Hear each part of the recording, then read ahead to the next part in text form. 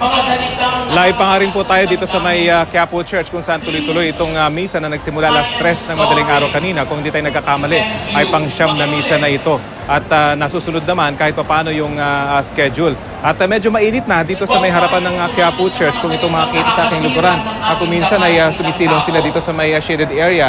Pero ngayon at malapit na yung pagbabasbas ay napupuno ulit to. So parang come and go yung crowd dito sa may harapan ng Quiapo Church kapag simula ng misa ay medyo nababawasan. Pero pag ganitong patapos na yung misa ay dumadagdag sila. At meron din mga nakastasyon dito ng mga sundalo na mata natin kanina sa may gilid. Bagamat ngayon ay nanananghalian sila, nakikita natin na nagla-lunch break sila. Pero sila umiikot-ikot, nakikita natin na nag-roronda dito sa may paligid ng Quiapo Church at dito sa may katabing kalsada. Kasama na katuwang yung mga personnel mula naman sa PNP at maging yung mga MMDA at mga opisyal at mga kawani ng lokal na pamahalaan ng Maynila.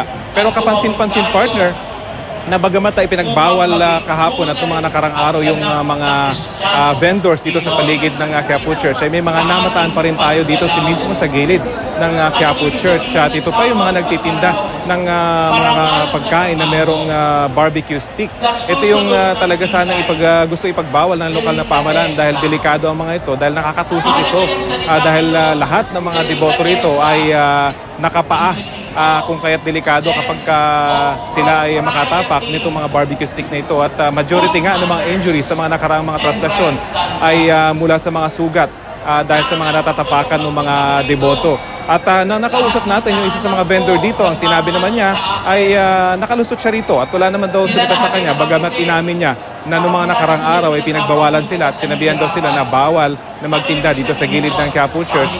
Pero kanina ay nagsubok daw siyang pumasok dito at nakalusot naman siya. Ang gusto lang naman daw niya ay kumita dahil sa dami ng mga taong naririto. At nagbigay din ng reaksyon yung mga kababayan nating umaasa daw dito sa mga nagtitinda ito para makaraos dito sa kanilang ginagawang pagsunod dito sa traslasyon, dahil talagang kailangan naman daw nila ng nourishment at kailangan nila ng tubig. Hindi rin nila kakayanin na magbaon ng ganun kadaming tubig. Kung kaya't talagang yung vendors doon sila umaasa. Maritong pahayag ng ating mga nakapanayam. Anong kanyo rito para lang makapagtinda? Para po kumita, no? Pero pinagbawalan ba kayo? Kahapon. Pero ngayon wala naman sumita sa'yo? Wala naman po. Kasi sabi nila, bawal daw sana yung mga may tusok-tusok kasi nakakasugat.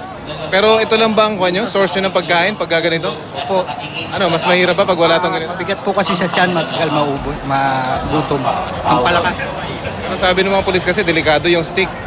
Opo, hindi naman po namin dinadala sa may pagpapasa na po kami. Dito lang po kami kakain. Dito rin itatapon.